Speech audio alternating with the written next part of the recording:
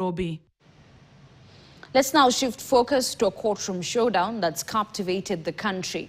Trans Nzoia Governor George Natembeya has been released on a 500,000 shillings cash bail or a bond of 1 million shillings after denying corruption charges in a 3.2 million shillings scandal. However, he was barred from accessing his office for 60 days as the probe into the matter continues. Natembeya insists that the case is politically engineered to derail his rising profile. However, prosecutors opposed his release, citing fears of witness intimidation. KTN's Vera Mora was in court and brings us the latest from the legal battlefield.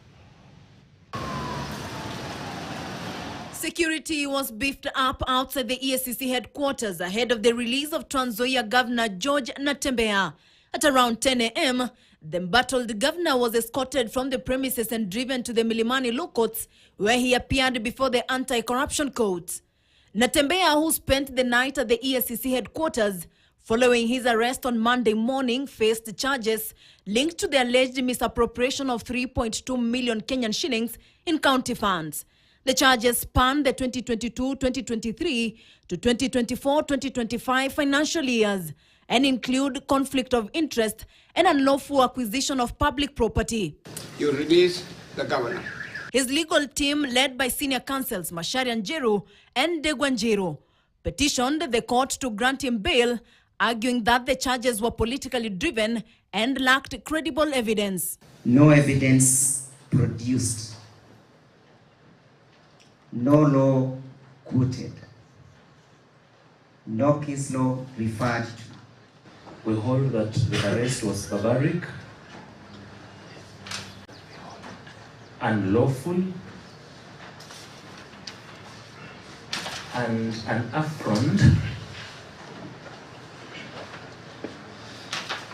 to the dignity of the accused person. However, the prosecution strongly opposed his release, citing fear of witness interference and obstruction of justice. First accused to be denied bail. That probably is the last sentence you should have done. Thank you. Natembeya's lawyers challenged the admissibility of evidence collected during a raid on his Kitale residence, stating that the search warrant did not cover that property and thus the material seized should be excluded from court proceedings. Alongside Natembeya, 4 senior county officials also face corruption charges. This case has sparked political uproar, with a section of leaders condemning his arrest as politically motivated. What we are witnessing today is lawfare, politicization of the criminal justice system and weaponization of the criminal justice system to settle political scores. This is pure persecution. You shall not succeed, William Ruto. You shall fail as you failed in everything else. At some point, a good leader measures when he is politicking and when he does serious business. Right now, the president wants to start picking people and arresting them. I want to mention to him, you will do it, but you will not succeed. The search at Governor George Natembeya's home in Kitale on Monday morning turned chaotic after EACC officers and armed police officers encountered resistance from residents and the governor's supporters. Several vehicles belonging to law enforcement were vandalized in the confrontation.